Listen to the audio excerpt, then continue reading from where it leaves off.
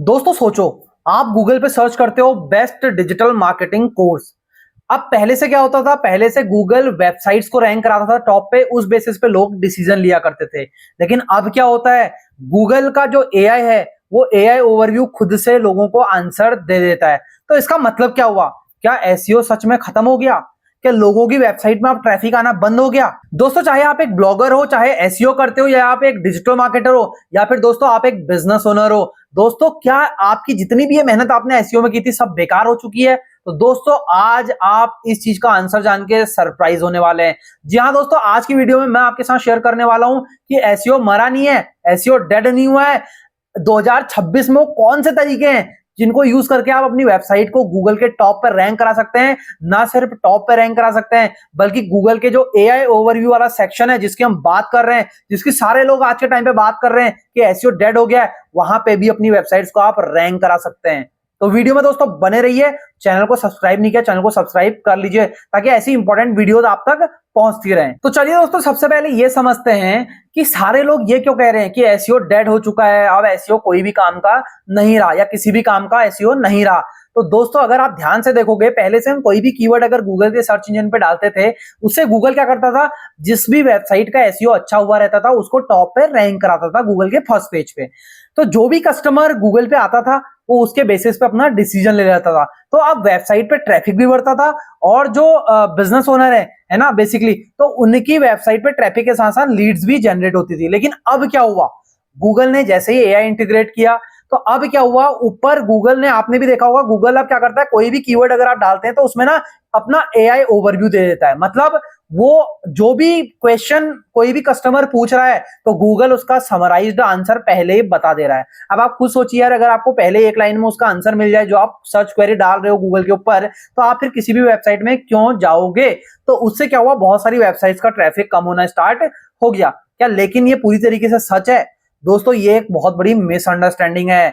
Google ने SEO को खत्म नहीं किया, रिप्लेस नहीं किया है, बल्कि गूगल का जो एआई का ओवरव्यू है दोस्तों, गूगल ने एसईओ करने का तरीका बदल दिया है। अब उसका तरीका बदल चुका है बिल्कुल। कैसे? आप खुद दिमाग लगाइए कि जो गूगल का जो एआई ओवरव्यू है वो क्या खुद से कोई इंफॉर्मेशन जनरेट करता है? बहुत ध्यान से सुनना जो मैं बात बोल रहा हूं। क्या गूगल का जो भी एआई है, चाहे वो चैट जीपीटी है, बिल्कुल ध्यान से सुनना, चाहे वो चैट जीपीटी है, गूगल का जेमिनाई है, या गूगल का जो एआई ओवरव्यू जो इन्होंने इंटीग्रेट किया है वो है, क्या ये खुद से कहीं से इंफॉर्मेशन जनरेट कर रहा है?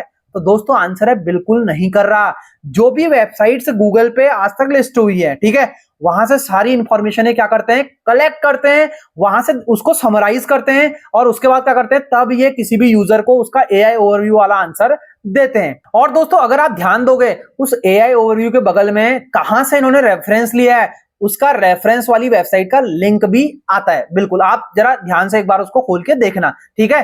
तो अब जो दौड़ है, दौड़ चेंज हो गई है, एसईओ खत्म नहीं हुआ है। दौड़ कैसी चेंज हुई है दोस्तों? दौड़ ऐसी चेंज हो गई है, पहले से पुराने टाइम पे एसईओ कैसे किया जाता था, पुराने टाइम का मतलब आज से 6 7 8 महीने, 1 साल 1.5 साल पहले की बात कर रहा हूं, 5 साल 4 साल ले लो, उससे पहले की बात कर रहा हूं, ठीक है। केवल आप कीवर्ड्स के बेसिस पे रैंक कराते थे अपनी वेबसाइट के पेजेस को। अब दौड़ जो बदली है वो ये बदली है कि अब लोग केवल गूगल के फर्स्ट पेज में रैंक नहीं कराना चाह रहे, बल्कि उसके साथ साथ गूगल ने, यार ऐसा थोड़ी है कि जो फर्स्ट पेज है उसी को डिलीट कर दिया, वहां वेबसाइट दिखाई नहीं रहा, वेबसाइट आज भी आती है, लीड्स आज भी जनरेट हो रही हैं, लेकिन उसने ऊपर एक ओवरव्यू का सेक्शन और जोड़ दिया कि एआई समराइज्ड आंसर दे देगा। अब दौड़ चेंज हो गई कि आपको फर्स्ट पेज में तो रैंक करवाना है, उसके साथ साथ उसके एआई ओवरव्यू वाले सेक्शन में भी आना है। तो अब आगे डिस्कस करते हैं कि ऐसे कौन से तरीके हैं जिनको फॉलो करके 2026 में आप एआई ओवरव्यू वाले सेक्शन में भी रैंक करा सकते हैं और भर भर के लीड्स जनरेट कर सकते हैं अपने बिजनेस के लिए, और आपकी वेबसाइट में ट्रैफिक भी अच्छा खासा आ सकता है। तो दोस्तों सबसे इंपॉर्टेंट बात जो आपने ध्यान में रखनी है वो है सर्च इंटेंट। मतलब आपने बस ऐसा नहीं करना कि कीवर्ड रिसर्च आपने कर ली और बस कीवर्ड वहां पेस्ट कर दिए, या कंटेंट कोई भी जनरेट किया उसमें हमने कीवर्ड डाल दिया और उसके बेसिस पे आप रैंक करा रहे हो। वो जमाना दोस्तों चला गया है एसईओ का, ठीक है। अगर आप ये आज भी यूज कर रहे हो इसका मतलब आप दौड़ में बहुत ज्यादा पीछे हो, ठीक है। तो आपको करना क्या है, सर्च इंटेंट पे काम करना है। आप सर्च इंटेंट क्या होता है, सर्च इंटेंट का मतलब है कि गूगल पे जो भी पर्सन जो क्वेरी कर रहा है, कीवर्ड रिसर्च आप लोग कर लोगे। अगर कीवर्ड रिसर्च कैसे करते हैं आपको पता नहीं है तो हमारी ऑलरेडी वीडियोस हैं कीवर्ड रिसर्च के ऊपर, ठीक है, तो उन वीडियोस को आप देख सकते हैं। तो अब कीवर्ड में सर्च इंटेंट में आपने क्या करना है कि जो गूगल पे लोग सर्च कर रहे हैं वो कर क्या रहे हैं, उनका जो क्वेश्चन है वो क्वेश्चन है क्या, उस क्वेरी को पहले समझना है। कीवर्ड को खाली बस आप यूज नहीं करना, कीवर्ड को समझने का गेम हो गया है। आपको कीवर्ड को समझना है कि अगला बंदा कहना क्या चाह रहा है, कस्टमर कहना क्या चाह रहा है, उसी के इर्द गिर्द आपको कंटेंट लिखना है। पहले लोग क्या करते थे, कंटेंट लिखते थे, उसके बाद कीवर्ड उसमें कहीं पे यूज कर दीजिए, जहां पे मर्जी आई वहां पे। अब आपको कीवर्ड का पहले इंटेंट समझना है, कीवर्ड रिसर्च करने के बाद इंटेंट आपने समझ लिया, उसके बेसिस पे कंटेंट को लिखना है, उसके बेसिस पे ऑटोमेटिकली कीवर्ड्स क्या होंगे आपके यहाँ पे यूज हो जाएंगे। तो सर्च इंटेंट का मतलब है, इंटेंट मतलब होता है इरादा, कि सर्च इंटेंट का मतलब हो गया यार गूगल पे जो लोग अपनी क्वेरी सर्च कर रहे हैं उनका इरादा क्या है। तो जब तक आप इरादा नहीं समझोगे तब तक आप अपने वेबसाइट्स को कभी भी रैंक नहीं करा सकते गूगल के एआई ओवरव्यू में। दोस्तों दूसरा इंपॉर्टेंट पॉइंट है एक्सपीरियंस। मतलब आप खाली बस ऐसा नहीं कि आपने चैट जीपीटी से उठाया कंटेंट और वहां पेस्ट कर दिया, ऐसा नहीं करना। आपको क्या करना है दोस्तों, अपना एक्सपीरियंस भी ऐड करना है। गूगल को लगना चाहिए कि जो ईईएटी होता है, ईईएटी मतलब एक्सपीरियंस, एक्सपर्टीज, अथॉरिटेटिवनेस, ईईएटी, टी मतलब ट्रस्टवर्दीनेस। तो जो ईईएटी है, ऑलरेडी शायद मैंने इस पे एक वीडियो बनाई भी है, देख लेना, डिटेल्ड वीडियो और मैं बना दूंगा आपके लिए। तो इसमें क्या है, जो ट्रस्टवर्दीनेस वाला फैक्टर है, ठीक है, अथॉरिटी दिखाने वाला फैक्टर है, तो आपको क्या करना है, उसके लिए एक्सपीरियंस ऐड करना है। अब एक्सपीरियंस का मतलब क्या हो गया, आप अपने स्क्रीनशॉट्स लगा सकते हो एक्सपीरियंस के। आप क्या कर सकते हो, अपने रियल रिजल्ट्स शो कर सकते हो वहां पे टेबल फॉर्म में कि आपने क्या रिजल्ट्स दिखाए। केस स्टडीज बना सकते हो, तो केस स्टडीज को आप क्या कर सकते हो, वहां पे शो कर सकते हो। उससे क्या होगा, गूगल को लगेगा यार ये एक एक्चुअल बिजनेस है, गूगल को लगेगा यार ये एक्चुअल कंटेंट लिखा हुआ है, रियल कंटेंट है, कॉपी पेस्टेड कंटेंट नहीं है। तो आपके बहुत ज्यादा चांसेस हो जाएंगे दोस्तों गूगल के एआई ओवरव्यू में रैंक कराने के। अब आगे दोस्तों एक इंपॉर्टेंट पॉइंट है जीईओ, जनरेटिव इंजन ऑप्टिमाइजेशन। आपने बहुत बार नाम सुना होगा कि जीओ आ गया भैया, अब एसईओ खत्म हो गया। तो एसईओ कोई खत्म नहीं हुआ है, जीओ का मतलब हो गया जनरेटिव इंजन ऑप्टिमाइजेशन। मतलब अब जो गूगल का जेमिनाई है, चैट जीपीटी है, जितने भी एआई टूल्स आप यूज कर रहे हो, तो आपका कंटेंट ऐसा होना चाहिए कि ये जो एआई टूल्स हैं इनकी हेल्प कर पाए रीड करने में और इंफॉर्मेशन कलेक्ट करने में, ताकि ये क्या करें, आपकी इंफॉर्मेशन को कलेक्ट करके समराइज करके एआई ओवरव्यू में दिखा पाए, चाहे वो चैट जीपीटी है, चाहे वो गूगल का एआई ओवरव्यू है, और साथ में आपकी वेबसाइट को साइट कर पाए। ध्यान देना, आपकी वेबसाइट को साइट कर पाए, मतलब कि रेफरेंस ये जरूर देंगे कि आपकी वेबसाइट का रेफरेंस, आपकी वेबसाइट से उन्होंने कंटेंट दिया है, वहां से आपने इन्होंने क्या किया है, आंसर को समराइज किया है। तो इसी को बोलते हैं दोस्तों जीईओ, जनरेटिव इंजन ऑप्टिमाइजेशन। तो बिल्कुल भी डरना मत इस वर्ड को सुन के कि ये जो पूरा नया ही कहानी आ गई है, नई नई स्टोरी आ चुकी है। नई स्टोरी कुछ नहीं है, बस केवल नाम चेंज हुआ है, थोड़ा तरीका बदला है। अगला इंपॉर्टेंट पॉइंट है दोस्तों स्ट्रक्चर्ड डेटा, मतलब कि स्कीमा मार्कअप। इसका मतलब क्या होता है दोस्तों, इसका मतलब होता है कि आप जो डेटा है ना उसको अलग अलग तरीके से, आपने भी गूगल पे देखा होगा, डेटा अलग अलग फॉर्म में आता है। कभी वो इस बॉक्स के फॉर्म में आता है, कभी मतलब डिफरेंट कोडिंग्स लगा के ये स्कीमा मार्कअप जनरेट किए जाते हैं। डिटेल वीडियो इस पे भी बना दूंगा अगर आप लोग कमेंट करके बताओगे तो, ठीक है। स्कीमा, अभी हम जो टॉपिक पे हैं उसी टॉपिक पे रहते हैं दोस्तों, क्योंकि टॉपिक बहुत लंबा खिंच जाएगा वरना, ठीक है। इसके लिए मैं सेपरेट वीडियो जरूर बना दूंगा आप लोगों के लिए।